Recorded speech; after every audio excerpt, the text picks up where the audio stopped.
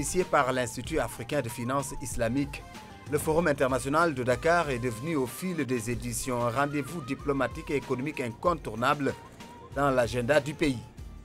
C'est ainsi qu'à l'instar des éditions précédentes, ce 5e rendez-vous est ouvert sous l'égide du chef de l'État du Sénégal, en présence des familles religieuses, des autorités de la Banque islamique de développement, de la Banque centrale des États de l'Afrique de l'Ouest et d'une panoplie d'investisseurs venus essentiellement des pays du Golfe. Comme le veut la tradition, les travaux de la 5e édition débutent par un récital du Saint-Coran.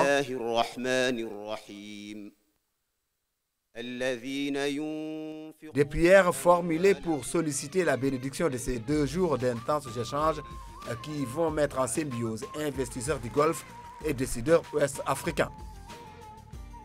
Devant ce parterre d'éminentes personnalités, le mot de bienvenue échoua à Mohamedou Lamine Baké, président directeur général de l'Institut africain de finance islamique.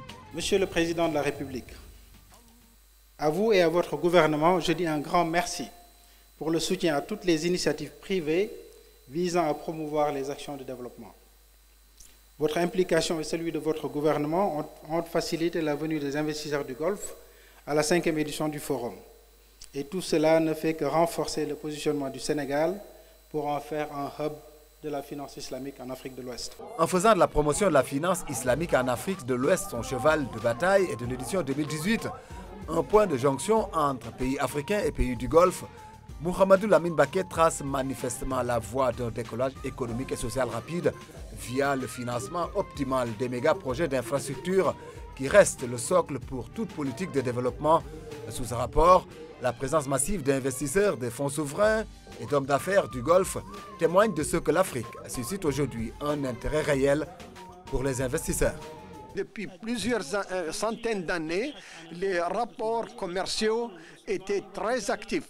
Depuis longtemps, les pays, nos régions respectives cherchent des opportunités d'investissement ici et là, et nous souhaitons que cela continue. C'est d'ailleurs dans ce cadre-là que nous voudrons maintenir ce flux et cette coopération. Adossée au principe de la charia, la finance islamique est ainsi considérée comme la voie de salut pour changer le cours de l'histoire dans les pays à fort besoin d'investissement. C'est ainsi que dans ses différentes déclinaisons, elle bénéficie d'un soutien indéfectible des familles religieuses du pays. C'est une nécessité et un besoin pressant au niveau de la société sénégalaise. C'est un moyen d'accompagnement efficace de nos transactions financières. Il est important qu'on s'éloigne du riba, de l'usure. Pour le groupe de la Banque islamique de développement dont le président empêché s'est fait fortement représenter, l'édition 2018 s'inscrit pour le Sénégal dans un contexte plus que particulier. Le pays est en quête de financement et de partenaires pour parachever l'un de ses plus ambitieux projets de développement socio-économique portés depuis son indépendance. Le PSE et les ODD ont des besoins considérables en termes de financement à long terme. Or, il est intéressant de noter que selon les estimations de la Banque mondiale, il n'y a pas de pénurie de fonds en réalité. C'est juste que plus de 10 000 milliards de dollars américains sont investis en obligations à des taux d'intérêt négatifs, de même que 24 400 milliards de dollars américains sont investis dans des titres d'État à faible rendement, et enfin, 8 000 milliards de dollars américains en espèces attendent d'être investis. Le problème ne réside donc pas dans le manque de fonds, mais plutôt dans l'allocation des fonds pour les investissements à long terme. D'où la nécessité de trouver d'urgence des moyens novateurs susceptibles de pallier la faible allocation des fonds pour les investissements à long terme et répondre, ce faisant, aux besoins ambitieux des programmes de développement. La finance islamique propose bien précisément une solution à ce problème. Axé sur 3 thématiques majeures, à savoir la mobilisation du secteur privé pour le financement des infrastructures, la finance sociale islamique et l'implication des nouvelles technologies dans le développement de la finance islamique, cette 5e édition a donné l'occasion au chef de l'État de rappeler son engagement à saisir les opportunités qu'offre ce monde alternatif de financement et appeler les pays africains à s'insérer dans ce qu'il qualifie de dynamique mondiale aux avantages comparatifs réels. La finance islamique fondée sur les principes de paix, de justice et d'équité sociale, s'est affirmée comme instrument de développement moderne, adapté aux besoins de l'État, de l'entreprise et du citoyen.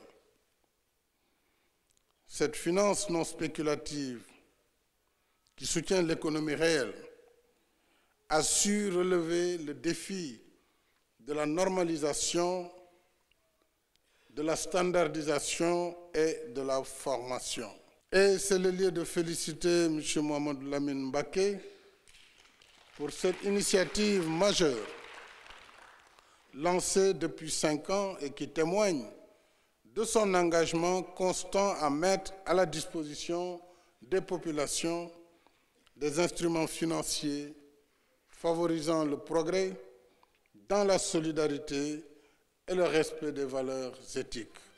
Une incitation et un encouragement du chef de l'État à recourir à ce mode alternatif de financement qui, pour lui, apparaît comme un accélérateur de développement pour tous ces pays secoués par les mécanismes de la finance conventionnelle.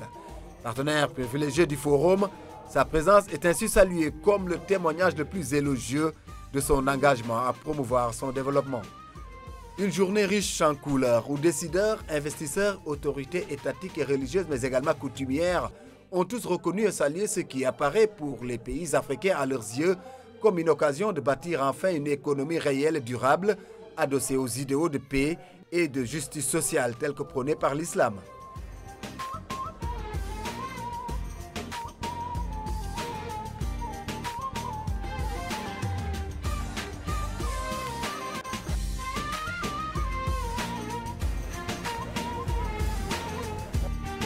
Après cette journée d'ouverture, place est faite le lendemain aux ateliers.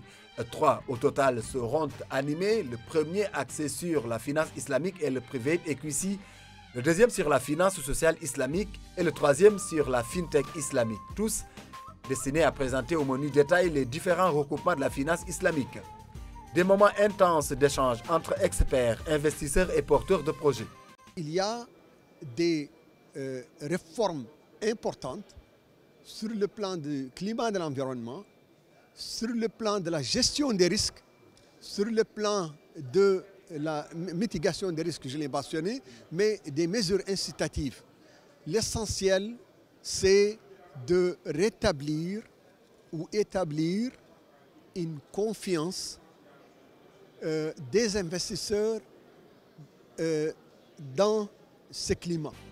Au cours de ces panels, la question liée à la microfinance islamique a focalisé les attentions. La microfinance islamique est une microfinance qui colle à nos réalités parce que le Sénégal étant un pays à 95% islamique et les gens savent que l'islam prohibe le prêt à intérêt.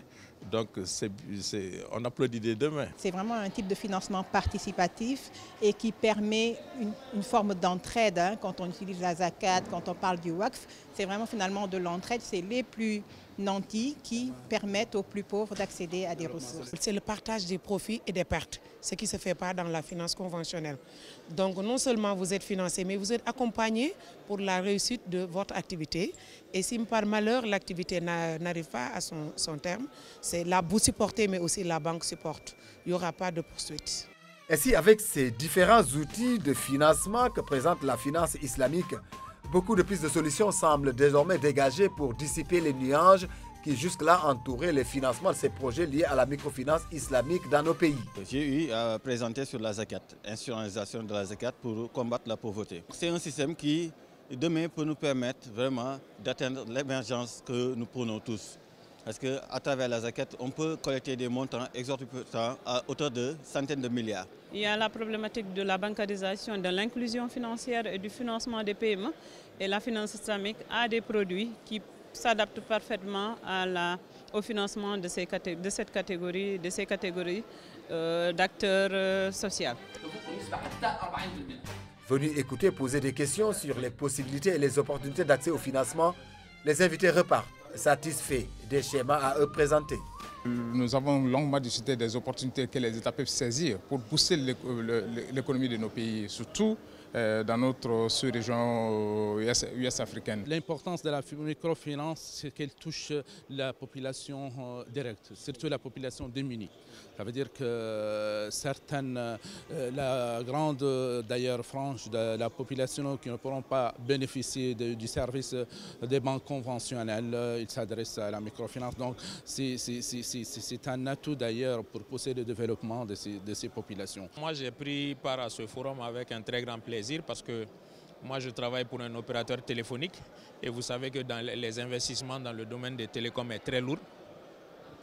Et donc ce mode de financement nous intéresse. Jusqu'à présent, ce sont des pays comme l'Angleterre, ce sont des pays comme l'Écosse, les États-Unis qui tirent profit de la finance islamique au détriment des pays qui en ont le plus besoin.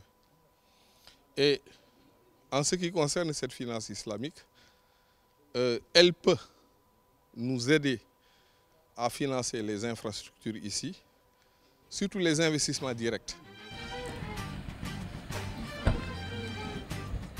Après 2 jours d'intenses travaux, le Forum international de Dakar tire ses rideaux. Une cérémonie de clôture présidée par le ministre du Budget, Birima Mangara. Rappelant les engagements de l'État, il s'est fortement félicité de l'initiative portée par l'Institut africain de la finance islamique sous les auspices de Mohamedou Lamine Baki. Je voudrais réitérer mes remerciements à tous les participants, aux investisseurs du Golfe, au président directeur général de l'AIF et à toutes les institutions qui ont soutenu et appuyé le forum désormais inscrit dans l'agenda des conférences internationales.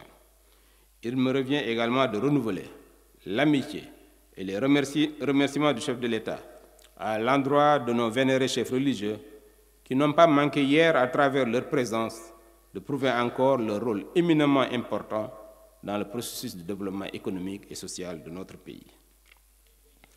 Le gouvernement compte sur leur soutien et leur implication pour la mise en place de Sharia Board afin d'accompagner le processus de développement de la finance islamique.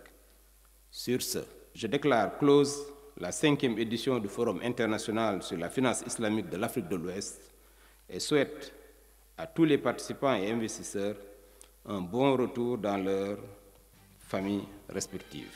La 5e édition s'achève ainsi sur ces notes positives. Pour son promoteur donc, c'est un sentiment du devoir accompli. On est vraiment très satisfait. On est satisfait du taux de participation. Cela montre l'intérêt que les gens ont sur la finance islamique au niveau des entreprises, des publics et privés, des personnes physiques.